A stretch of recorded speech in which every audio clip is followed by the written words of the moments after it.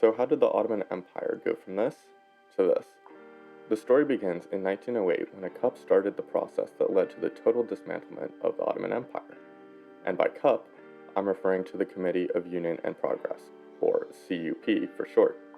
This CUP and a group called the Young Turks were two revolutionary organizations that worked in the early 20th century in the Ottoman Empire.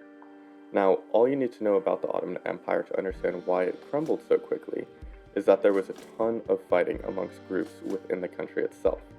There was strife between ethnic groups like the Armenians and Turks, religious groups like the Muslims and Christians, and political groups like the Young Turks and conservative groups. Basically, the empire was unorganized, ununited, and way too large. The empire reached its peak back in the 17th century and had been declining since.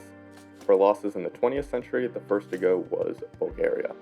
Bulgaria had been loosely held by the Ottomans after the Russo-Turkish War ended in 1878, and it finally became fully independent in 1908. Soon after, Austria-Hungary annexed Bosnia, and the Ottomans let it go without a fight. Then a couple years of further infighting go by until, knock knock, it's the Italians. The Italo-Turkish War and the Italians invade the provinces of Tripolitania and Cyrenaica, now called Libya. Oh, also, they took these little islands called the Dodecanese Archipelago, just for good measure. After the quick and decisive loss against Italy, knock knock, who is it? It's Bulgaria. Serbia, Greece, and Montenegro united together as the Balkan League starting the First Balkan War. They proceeded to absolutely crush the Ottoman Empire, taking 83% of its European territories. Albania declares its independence, and the First Balkan War was such a catastrophe that the Ottoman Empire was not even considered a main player for the Second Balkan War, which started immediately after the First. The Ottoman Empire actually saw the slightest glimmer of hope during the Second Balkan War and regained a very small amount of European territory during the Second Balkan War. However, immediately following this war, knock knock, who is it? World War I, the most widespread and deadly war up to this point in history. So, the Ottoman Empire entered World War I by having a divided population, infighting, and massive losses of territory, military force, population, and infrastructure from years of previous wars with no time to recover. The Ottomans then proceeded to make their first military action after joining the Central Powers to be attacking Russia during the winter. Clearly, the Ottomans were not looking too hot, and the war had barely even begun. This attack against Russia was a small offensive against Russian ports and coastal cities along the Black Sea. This offensive was mostly successful. However, every aspect of the Ottoman Empire became consumed by the war effort, and this concept is known as being a total war. In 1914, Britain annexed this island called Cyprus.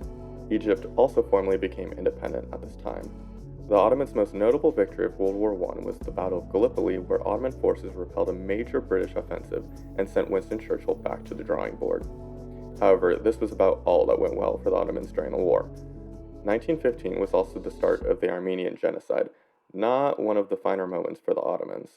The Committee of Union and Progress led this attempt to eliminate Armenian people and culture through mass murder, death marches, concentration camps, and forced Islamic conversions. About 1 million or more Armenians were forced on these marches to concentration camps, where the majority died along the way. Ultimately, the Ottoman Empire was on the losing side of the war and was completely decimated, forcing themselves into a corner when it came time for treaty negotiations. The Treaty of Sevres was signed between the Ottomans and Allies in 1920. This treaty was meant to end fighting, but the Turkish War of Independence broke out. This war consisted of fighting between Turkish people from the Ottoman Empire, recently declared independent countries like Greece, and forces from the Allies who had recently seized nearby territory.